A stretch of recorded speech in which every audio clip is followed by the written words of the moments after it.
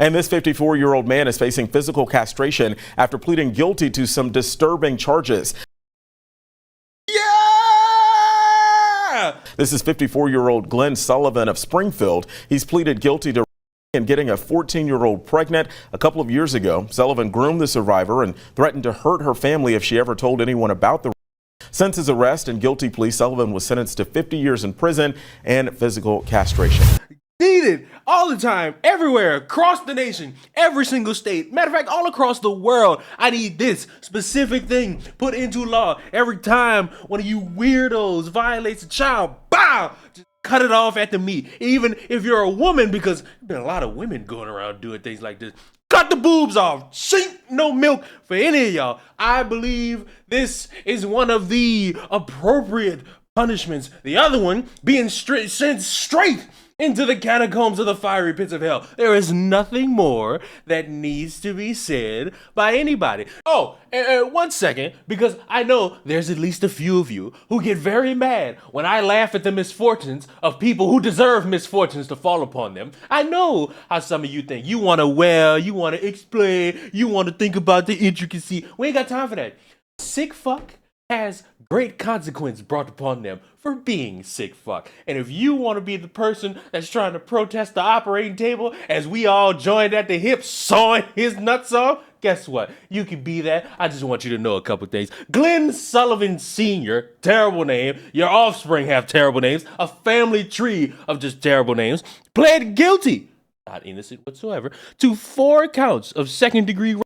On April 17, authorities began investigating Sullivan in July of 2022 when a young woman told the Livingston Parish Sheriff's Office that Sullivan had assaulted her multiple times when she was 14. The assaults resulted in pregnancy, and a DNA test confirmed that Sullivan was the father of the child, the district attorney's office said. Sullivan had also groomed the victim and threatened her and her family to prevent her from coming forward because, as troubling as it is to be a victim, what makes it worse is when your abuser makes it clearly known that he's capable of threatening not just you, but your family. But we gotta think about the intricacies, and we must understand the mindset, and we shouldn't think of all these harsh punishments because jail should be enough for people like that. No, no, no, no, no, no, no. Public humiliation, public castration. Public should be aware that this is what happens when you're a sick fuck and you operate on sick fuck behaviors. Because on what planet does it make sense for any of us to feel sorry for somebody who would do such a thing like this? A 2008 Louisiana law says that men convicted of certain offenses may be sentenced to chemical castration. I would argue add a couple of these women to that list too, because, like I said, they got some women out there who also deserve public humiliation. Don't sit here and become a feminist on me. You know it's fucking true. Just like how you got weirdo men, you got weirdo women. So let's just leave it at that. They can also elect to be physically castrated. I can't pronounce that. Said that Sullivan's plea requires he be physically castrated. This process will be carried out by the state's Department of Corrections according to the law, but cannot be conducted more than a week before the person's prison sentence ends. This means Sullivan wouldn't be castrated until a week before the end of his 50-year sentence when he would be more than 100 years old. I couldn't think of a happier enjoyment than watching a criminal slowly die, and then as he's breathing his last breaths, you just cut it off, because that is muy magnifique Telemundo all-star performance. And I would argue, if I were to contest this just a little bit, you do it, then send him off to spend the rest of his life in prison. I'm just saying, that's my one critique. I'm still on board with the castration.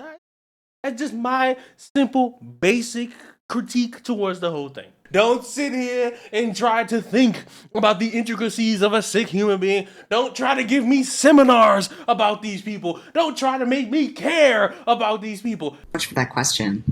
I use the term minor attracted person, or MAP, in the title and throughout the book for multiple reasons.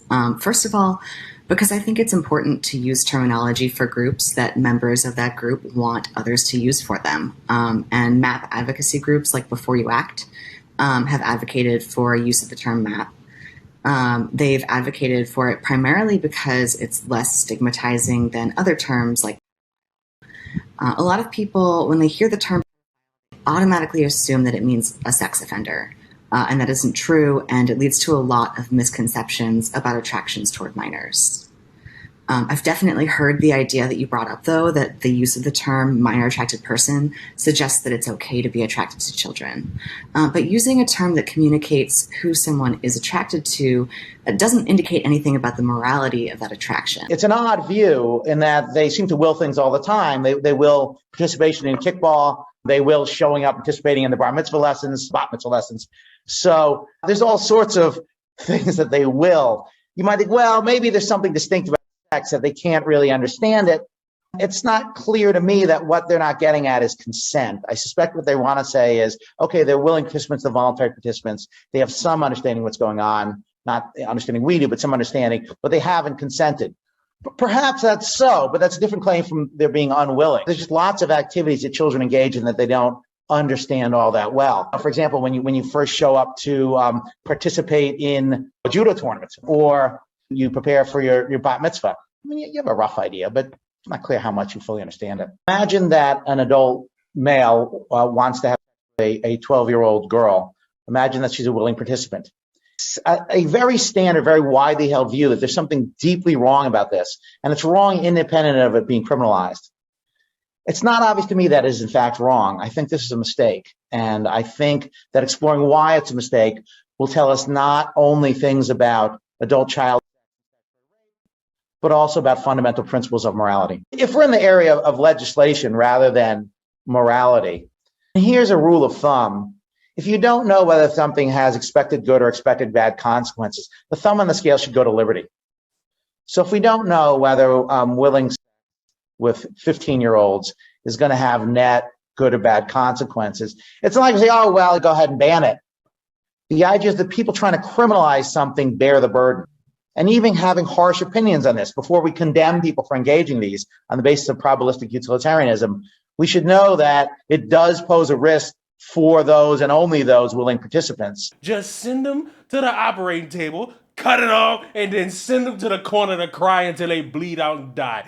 This is magnifique. I can never look at a moment. There have been very few, but this is another one of those very few where we could all gather around the campfire, hold each other's hands and say, I agree. And I'll be waiting for everybody with the fire greatly burning so that we could all roast the nuts upon an open fire. Subscribe to the channel. Let me know, do you think it's fair? Everybody better say yes. And I will see you in the next one.